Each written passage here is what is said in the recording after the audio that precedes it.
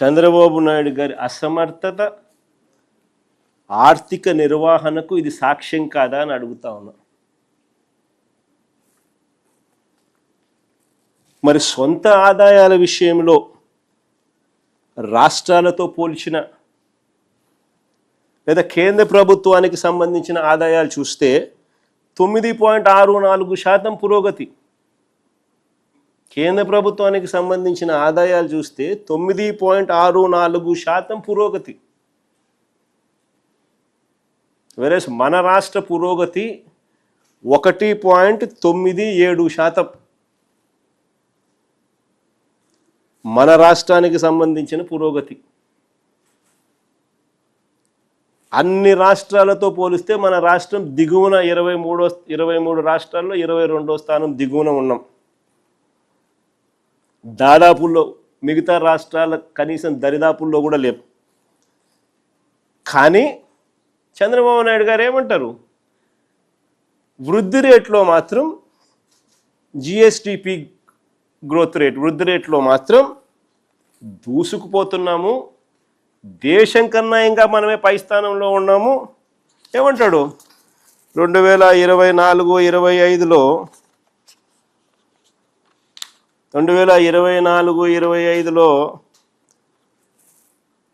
11.75%తో దూసుకుపోతున్నాము, దేశం ఎంత 9.8% అంటాడు. మళ్ళా ఏమంటాడు 2025-26లో రాష్ట్రం 10.75%తో దూసుకొని పోతున్నాం, దేశం ఎంత కేవలం 8%తోనే ఉంది అని అంటున్నారు. అంటే 9.64% ఆదాయాల గ్రోత్ రేట్ నమోదు చేస్తే కేంద్రం, వాళ్ళ జీడిపి గ్రోత్ రేటు కనిపిస్తూ ఉండేది 8%. ఒక సంవత్సరము దాని ముందు సంవత్సరము 9.8%. మనం 1.99% ఈయన నమోదు చేస్తూ ఉంటే ఏ రకంగా జిఎస్డిపి వృద్ధి రేటు ఏ రకంగా ఈయన చెప్పినట్టు 11.75%, 10.75% ఏ రకంగా నమోదవుతుంది? ఎవరి చెవిలో పువ్వు పెడతా ఉన్నాడు ఈ మనిషి?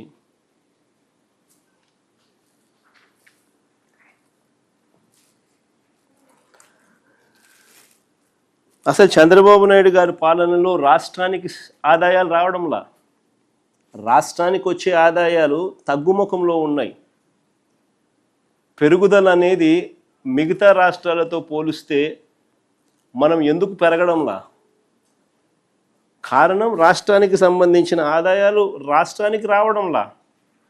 రాష్ట్రానికి సంబంధించిన ఆదాయాలు పక్కదో బట్టి చంద్రబాబు నాయుడు గారి జోబిలేకింత, ఆయనకు సంబంధించిన ఎమ్మెల్యేలకింత, ఆయనకు సంబంధించిన బెనామీలకింత అందరూ పంచుకుంటా ఉన్నారు.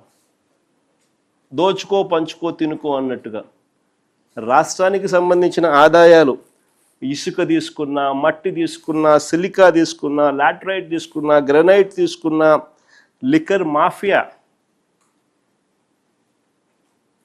ద్వారా లిక్కర్ ఆదాయం తీసుకున్నా,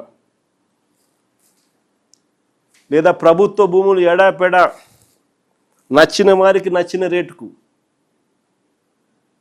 ఎడాపెడా అమ్మే పరిస్థితి తీసుకున్నా, ఇలా వనరులన్నింటినీ కూడా దోచేస్తూ ఉన్నారు. కాబట్టి రాష్ట్రానికి సంబంధించిన ఆదాయాలు రాష్ట్రానికి రావడంలా. మరోవైపు చూస్తే ఆయనకో విమానంతో పాటు ఒక హెలికాప్టరు, ఆయన కొడుక్కో విమానం, ఆ విమానంతో పాటు ఒక హెలికాప్టరు, తర్వాత ఆయనకు మద్దతు ఇస్తూ ఉన్న ఆయన గారి డిప్యూటీ సీఎం పవన్ కళ్యాణ్ గారికి ఆయనకు ఒక విమానం, మళ్ళీ ఆయనకు ఒక హెలికాప్టరు, అందరూ గాల్లోనే. ముఖ్యమంత్రి గారు కొడుకు ఒక పూట విజయవాడలో ఉంటే మరో పూట హైదరాబాద్లో ఉంటాడు, ఇంకో పూట ఈ కొడుకు క్రికెట్ మ్యాచ్ కోసం పక్క దేశం వెళ్ళి కొలంబోలో మ్యాచ్ చూస్తాడు రాత్రికి, మరుసటి రోజు ఉదయం మళ్ళీ విజయవాడలో ఉంటాడు. మళ్ళీ ఆ సాయంత్రం విజయవాడ నుంచి ఢిల్లీకి పోతాడు. అంతే, ప్రైవేట్ విమానాలే. దేశంలో బాధ్యతాయుతమైన పదవుల్లో ఉన్న వాళ్ళు ఇలా జల్సాలు చేసిన సంబరాలు ఎక్కడైనా ఉన్నాయా? కొలంబోలో మ్యాచ్ ఆడుతా అంటే ఈయనకేం స్వామి, నాకు అర్థం కాదన్న. ప్రైవేట్ ఫ్లైట్లో కొలంబోకు పోయి మ్యాచ్ చూస్తాడు. ఈ టీవీ చూస్తే కనపడదా మ్యాచ్?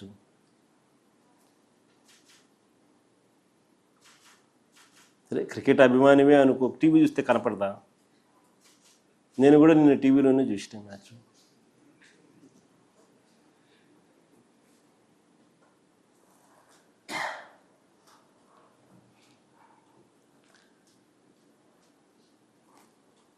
రాష్ట్ర ఆదాయాలు ఎలా పెరుగుతాయి?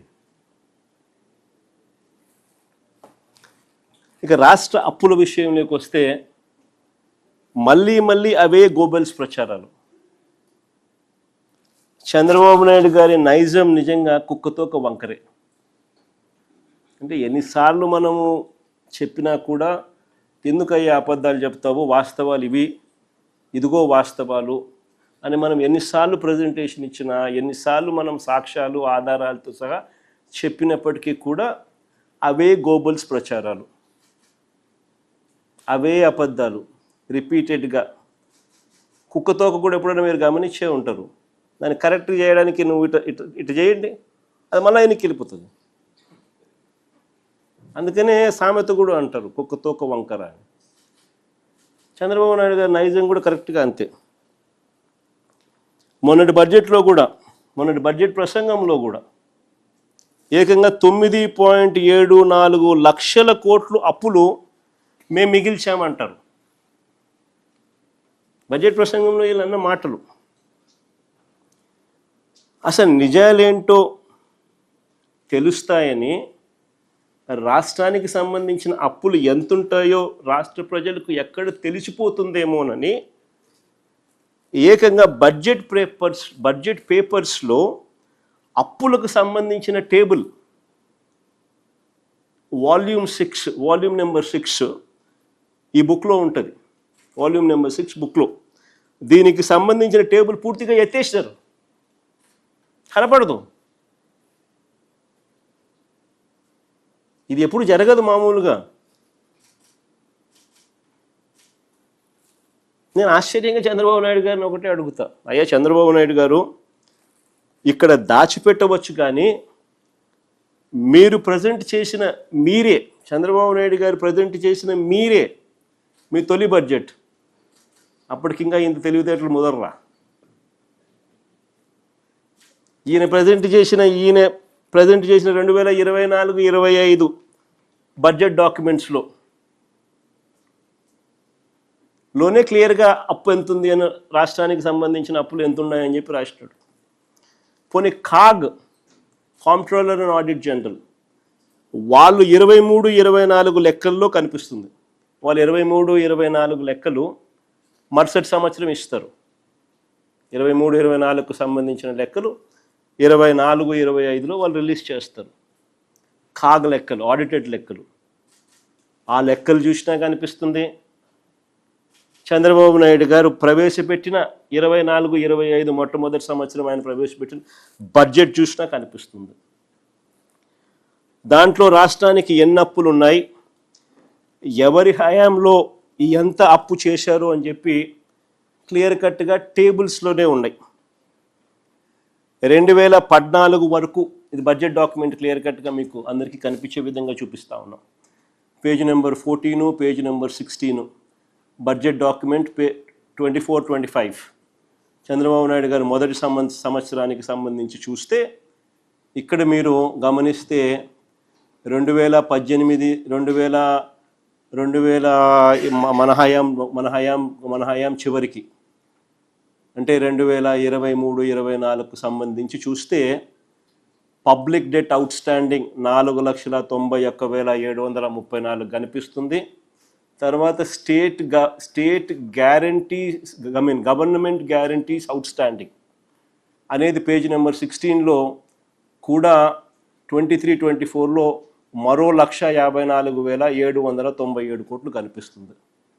అంటే ఈ రెండు కలిపితే రాష్ట్రానికి సంబంధించిన వైఎస్ఆర్సీపీ ప్రభుత్వ హయాం ముగిసే నాటికి రాష్ట్రానికి సంబంధించిన అప్పులు ఎంత అని చెప్పి.